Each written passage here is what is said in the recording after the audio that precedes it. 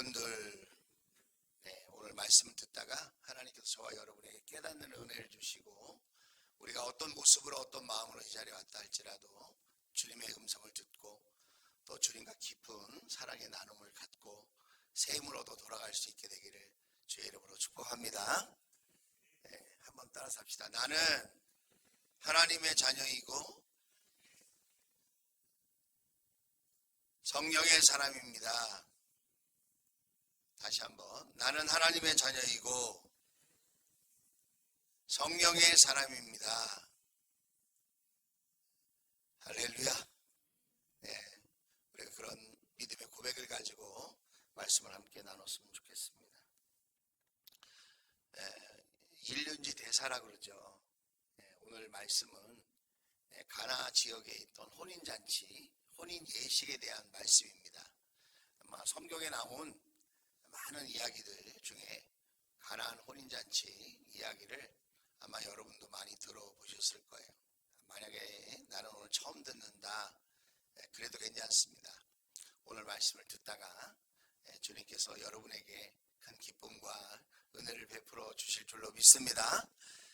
현대 결혼식은 이런 모습이죠. 이렇게 한 개인과 개인이 사랑해서 결혼을 합니다. 저도 결혼할 때 그런 생각 많이 했는데 우리끼리 사랑하면 되지 이런 마음으로 결혼을 했습니다. 그런데 지내고 보니까 그것도 중요한데 그게 전부가 아니라는 걸 알았습니다. 결혼은 집안과 집안끼리의 만남이기도 하다, 이런 것을 알게 되었거든요.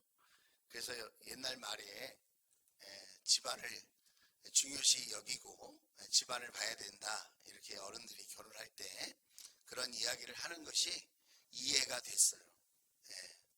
왜 그러냐면 개인의 문제가 아니고 결혼이라고 하는 것은 한 가문의 문제이기도 하기 때문에 그렇다, 그런 생각을 하게 되었습니다. 그런데 여러분, 이스라엘 당시의 풍습은 어떤 모습이었냐? 그것은 개인의 문제일 뿐만 아니라 그것은 집안의 문제이고 뿐만 아니라 그 지역, 그 동네의 문제였습니다. 그래서 혼인잔치가 있다 그러면 그 지역에서 같이 함께 마음을 쓰고 기뻐하고 서로 축하하고 하는 마을잔치가 되는 거예요. 그 지역의 큰 잔치가 되는 겁니다. 그래서 문제가 생기면 안 돼요. 자, 가나라고 그러는데, 그럼 가나라고 하는 지역이 뭔가, 가나라고 그러니까 초콜릿 생각하시는데 가나 초콜릿이 아니라 그 이스라엘 지도에 나와 있습니다. 자, 이스라엘 지도는 서쪽 끝에 보면 지중해라고 하는 바다가 있고 거기에 강원도 땅 크기만한 이런 이스라엘이라고 하는 나라가 있어요. 거기 가운데에 요단강이라고 하는 강이 흐르고 그 북쪽에는 갈릴리 바다가 있습니다. 갈릴리, 그 근처에 가버나움, 갈릴리 이렇게 써있죠, 지도에. 그리고 그 갈릴리 바다, 갈릴리 호수의 물이 요단강을 따라서 아래로 내려가는 겁니다. 그러면 해수면보다 400m 낮은 사해, 죽음의 강이죠. 근데 이스라엘 백성들은 물만 많이 모이면 바다라고 그래요. 그래서 이제 사해라고 합니다. 식물이 아니죠. 어류가 살지 못하고 죽음의 바다, 생명이 있을 수 없는 그런 곳이죠. 그런데 그 위에 갈릴리의 우리 서쪽을 이렇게 보면 거기에 가나라고 써있죠. 가나. 보이십니까? 보이시면 아멘. 자, 더 확대해서 조금 보면 거기 보면 그 갈릴리 호수에 가버나움, 막달라, 그리고 뭐 이렇게 써있고 그 옆에 보면 가나, 나사렛 이렇게 돼 있단 말이에요. 가나라고 하는 지역이 그렇게 큰 지역이 아니에요. 그래서 결혼식이라고 하는 그 결혼식이 그 마을에, 그 지역에 아주 큰 잔치라고 하는 거예요. 자, 그런데 불청객처럼 문제가 찾아왔습니다. 불청객처럼 환영하지 않았는데 문제가 찾아왔어요. 여러분, 예상한 문제와 예상치 못한 문제가 있다면 어떤 문제가 더 큰 문제이겠습니까? 예상하지 못한 문제가 딱 찾아올 때 우리는 더 큰 위험을 느끼고 두려움을 느끼게 되는 거죠. 자, 오늘 1절 말씀을 그래서 보게 되면 사흘째 되는 날에 갈릴리 가나에 혼인잔치가 있었다. 예수의 어머니가 거기에 계셨고 2절에 예수와 그의 제자들도 그 잔치에 초대를 받았다. 사도 요한이 여기 제자들 중에 초대를 받았던 것 같고요. 예수님도 초대를 받았어요. 그런데 자 3절에 보니까 그런데 포도주가 떨어지니 그랬습니다. 자, 결혼잔치에 포도주가 떨어졌습니다. 자, 흥이 막 올라오고 기쁨이 막 있고 서로 사람들이 교제를 하면서 담소를 하고 서로 축복을 하고 그렇게 마을의 잔치가 막 무르익을 무렵에 포도주가 떨어졌다고 하는 것은 기쁨이 사라지는 거예요. 관계가 더 이상 유지되지 않는 거예요. 의미가 없는 시간이 되고 마는 거예요. 그러니까 포도주가 떨어지니 갑자기 포도주가 떨어졌다는 거예요. 예상하지 못한 문제가 생겼다는 겁니다. 자, 그래서 어려운 마음을 갖고 두려움을 마음을 가지고 큰일 났다 이 생각을 한 거죠. 그런데 예수의 어머니가 예수에게 말을 합니다. 자, 뭐라고 말을 하죠? 포도주가 떨어졌다 얘기합니다. 자, 왜 예수의 어머니 마리아는 예수에게 포도주가 떨어졌다고 얘기했을까요? 요한복음 2장을 쭉 보면 어머니 마리아도 나오고 제자들도 나오는데 예수님도 등장하는데 등장하지 않는 한 사람이 있어요. 그 사람이 누구죠? 아버지 요셉입니다. 지금 예수의 나이가 30살쯤 되었는데 아버지가 이미 소천하신 거예요.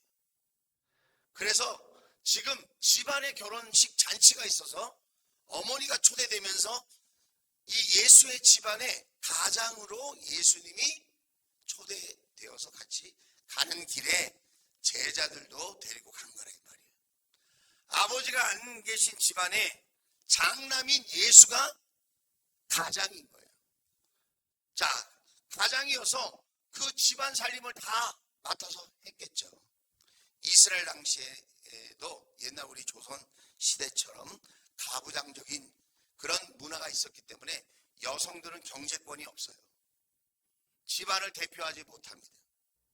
이스라엘은 남자가 모든 것을 주관하고 대표했어요. 사람 수를 셀 때에도 여자 수는 세지 않았어요. 남자들만 사람 숫자에 헤아렸습니다. 그러니까 예수님에게 포도주가 떨어졌다. 지금 이 결혼잔치에 포도주가 떨어졌다. 이 말은 경제권을 갖고 있는 예수 장자에게 어떻게든 이 문제를 해결해 보기를 원하는 그런 마음이 있으셨던 것 같아요.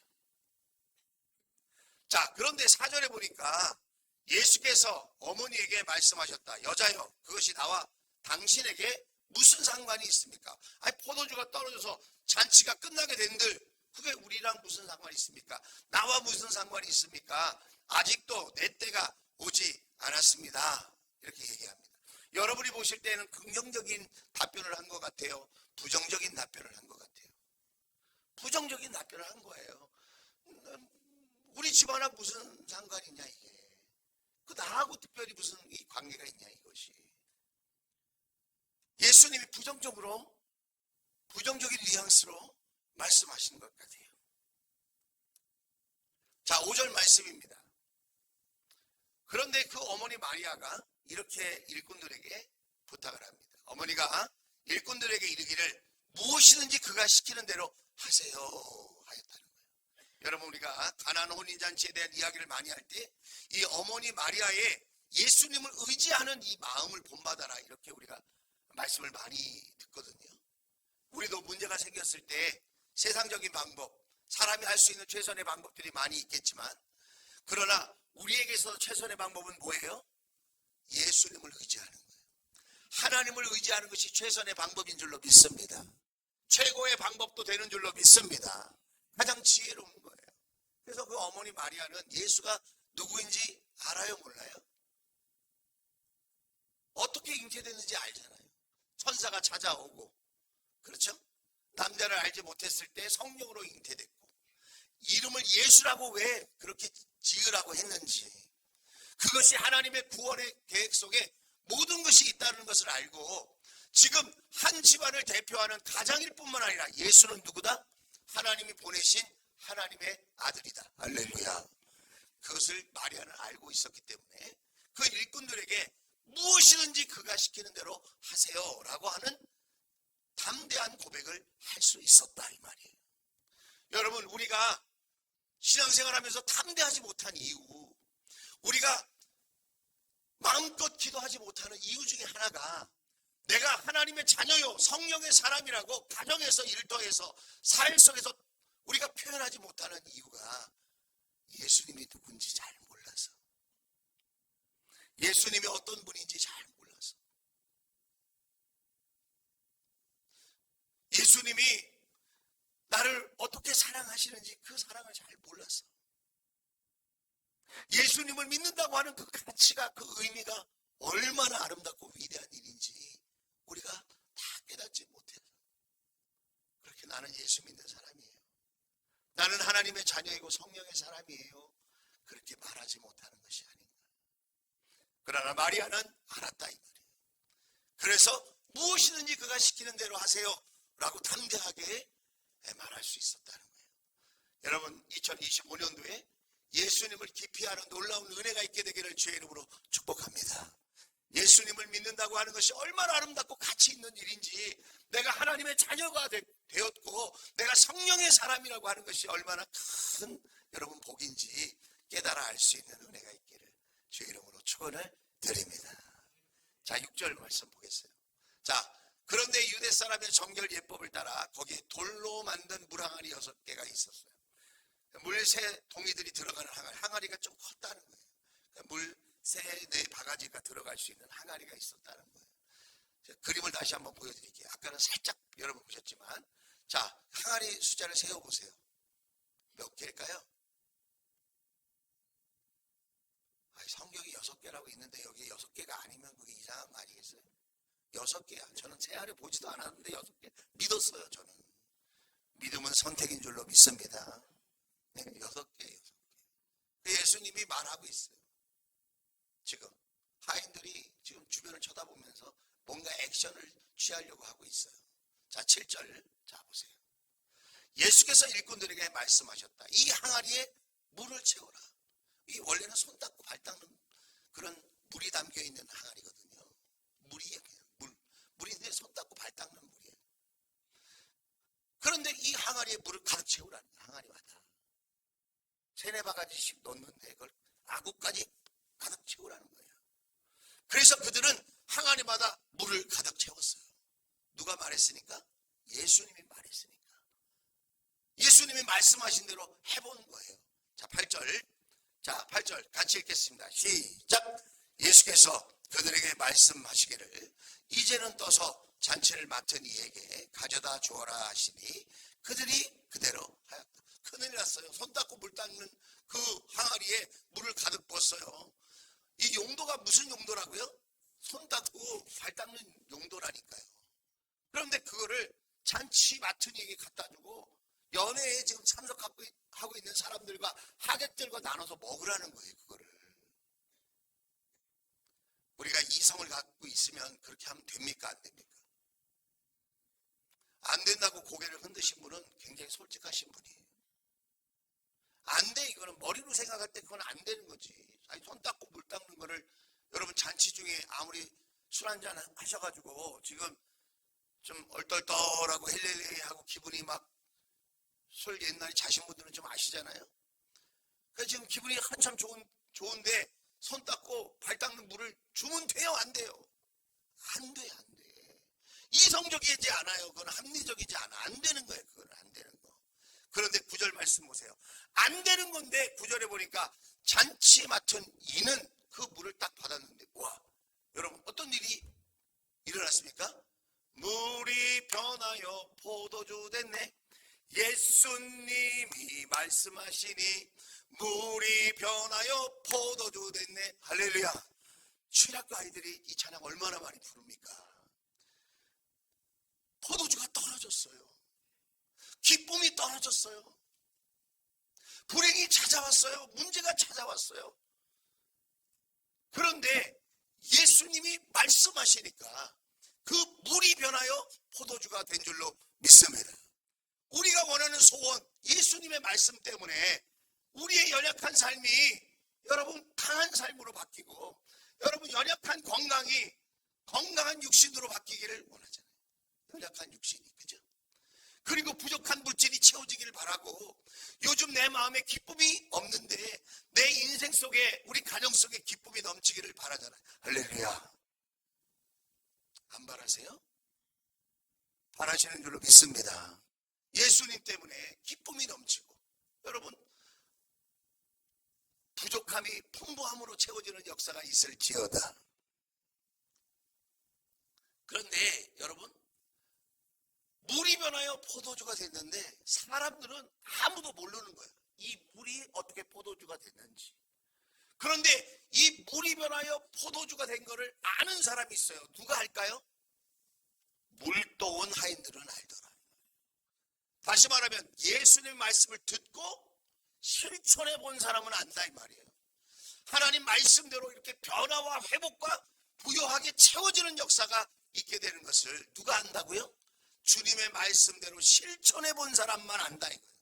여러분 이 시간에 여러분이 말씀을 들으면서 아 그럴 수도 있겠다 이렇게 깨달아지는 것도 은혜인데 더 놀라운 은혜는 뭔지 아세요? 여러분이 그 말씀을 가지고 실천해 보는 거예요. 주님의 말씀이라면 여러분이 한번 순종해 보는 거예요. 할렐루야. 그러면 말씀의 진가를 알아요. 한번 따라서 하겠습니다. 말씀은 감상용이 아니라 실천용이다. 실천용. 그런데 우리가 일상에 살면서 교회를 들어올 때 신는 신발하고 교회를 나갈 때 신는 신발이 다르다 이렇게 표현하는데 그게 뭐냐? 교회에 올 때는 성도 같고 하나님 말씀을 소중히 여기는 그런 인생을 살 것 같은데 나가면은 자기 방식대로 세상의 방식대로 산다는 거예요.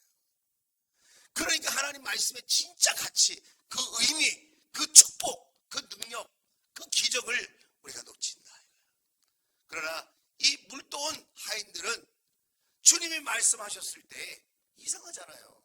그런데 토달지 않고 그 항아리에 물을 다 채우고 더 이상한 것은 그거를 연회장에게 갖다 줘라 그렇게 얘기를 했는데 그런 순간에도 여러분 이상하다고 못하겠다고 그렇게 말하지 않고 그 말씀대로 실천하여서 그 물을 가져다 줬더니 여러분 그 물이 변하여 포도주가 된 줄로 믿습니다.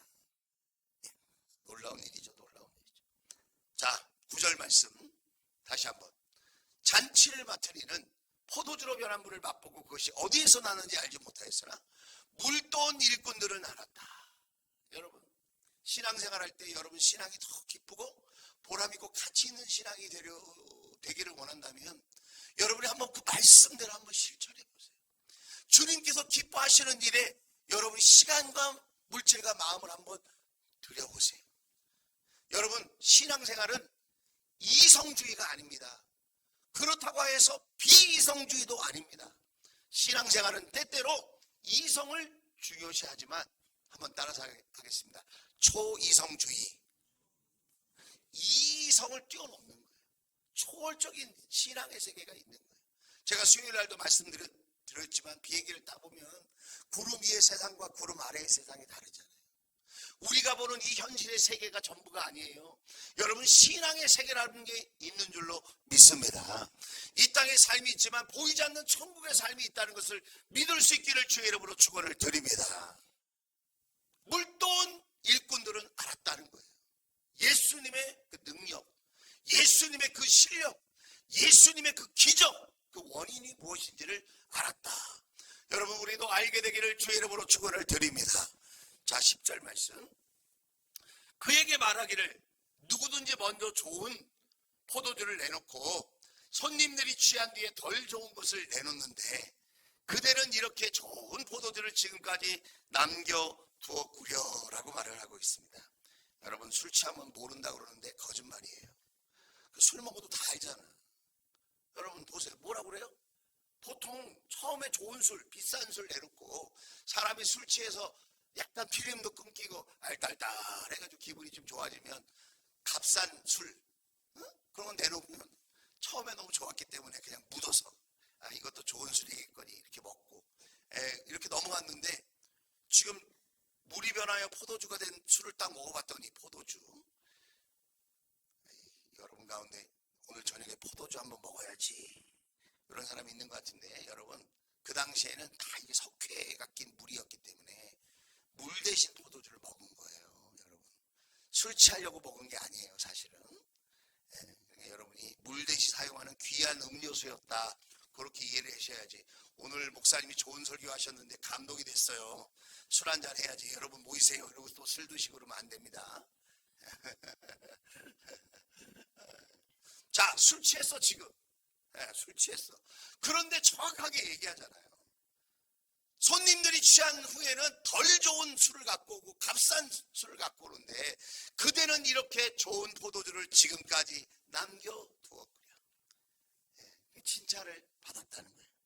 자, 그런데 여러분 정말 중요한 말씀이 11절이에요.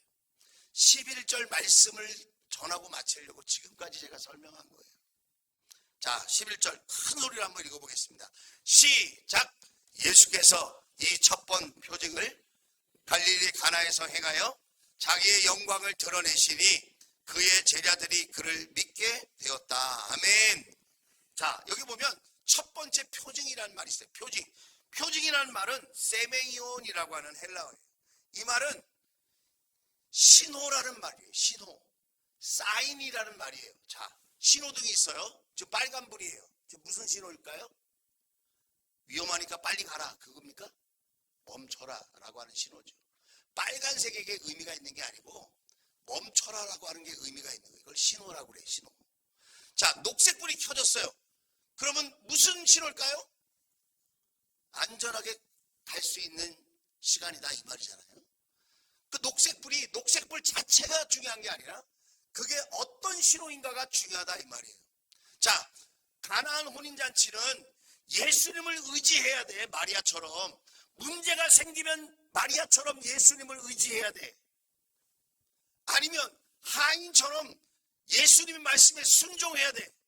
좋은 말이지만 더 중요한 건 뭐예요? 예수님이 누구인가를 알아야 된다는 거예요. 예수님이 누구인가, 이런 기적을 통해서, 이런 표적을 통해서 이렇게 의지할 때에, 이렇게 순종할 때에 예수님이 어떤 분이신지를 알아야 된다. 할렐루야. 그래서 사람들이 물이 변하여 포도주가 됐다, 이 말은 잃어버렸던 기쁨을 다시 찾았다. 그래서 사람들이 기쁨에 초점을 자꾸 둬요. 그런데 예수님이 원하시는 것은 기쁨에 초점을 두는 게 아니라 믿음에 초점을 두는 거다. PPT에 나와 있습니다. 기쁨에 초점을 두지 말고 믿음에 초점을 둬라. 그래서 우리도 예수 믿고 건강하게 되는 것 좋죠. 예수 믿고 부자가 되는 것도 좋고, 예수 믿고 지혜가 있는 것도 좋고, 예수 믿고 우리 가정이 회복되는 것도 좋고, 다 좋은데 거기에 초점을 두지 말고 어디에 초점을 둬야 된다? 믿음에 초점을 둬야 된다. 인간관계를 잘 하려면 여러분 법칙이 있다는 걸 우리가 좀 알아야 돼요. 심리학자들이, 교수들이 인간관계를 잘하는 사람들을 이렇게 좀 연구를 했는데 369 법칙이라는 게 369. 사람이 인상적인 관계가 되려면 3번은 만나야 된대요.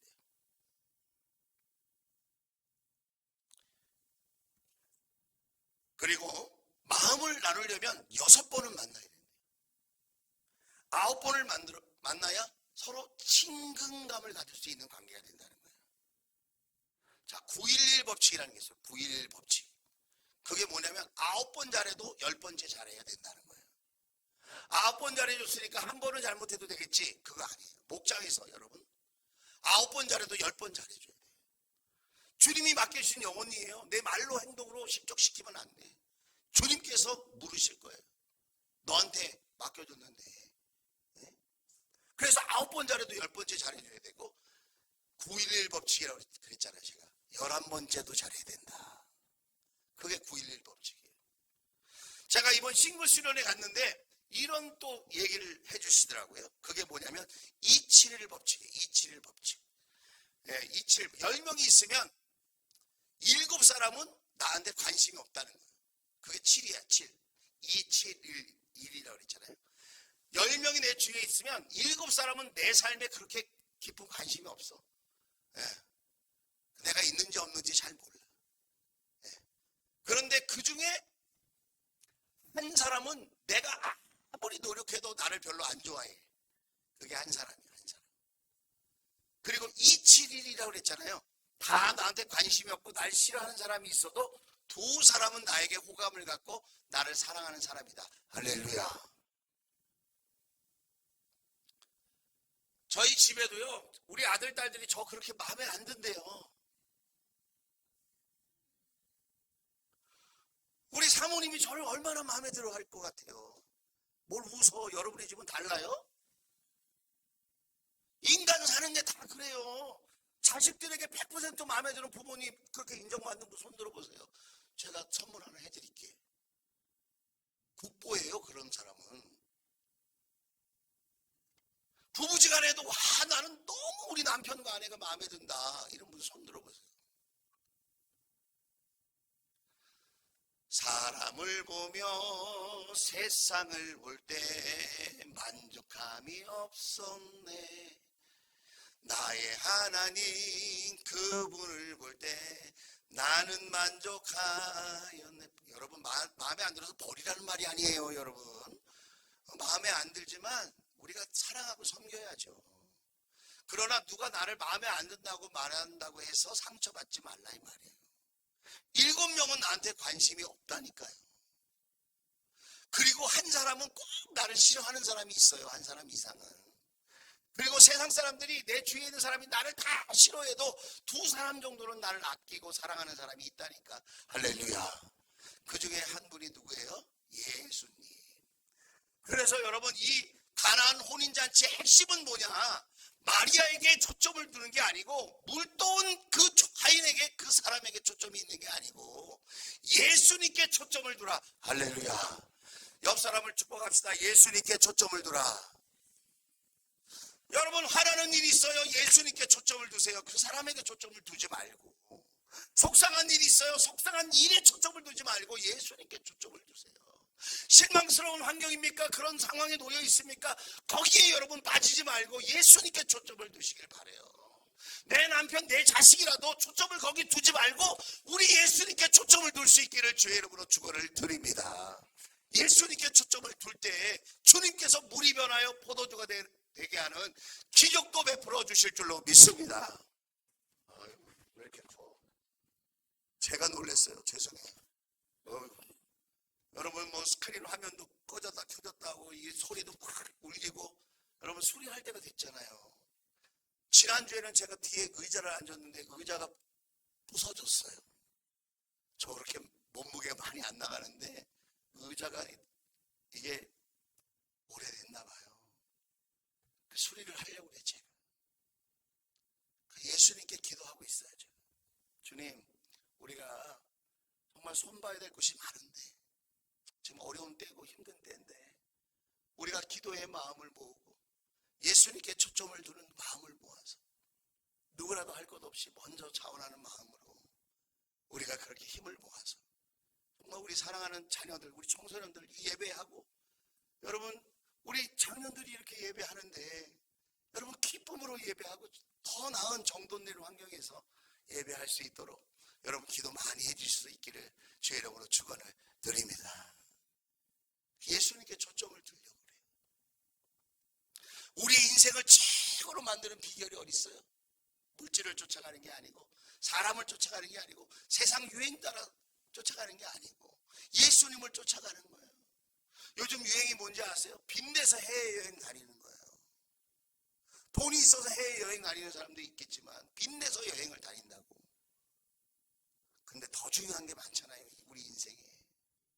예수님께 초점을 두고 여러분 하늘의 복을 구하고 우리 하나님께서 우리 인생의 주인이 되셔서 저와 여러분을 정말 물이 변하여 포도주가 된 것 같이 그렇게 부족한 것이 채워지고 기쁨이 채워지고 여러분 우리의 삶에 최고의 행복이 부어지는 그런 놀라운 2025년도가 될 수 있기를 주의 이름으로 축원을 드립니다. 예수님께 초점을 둡시다.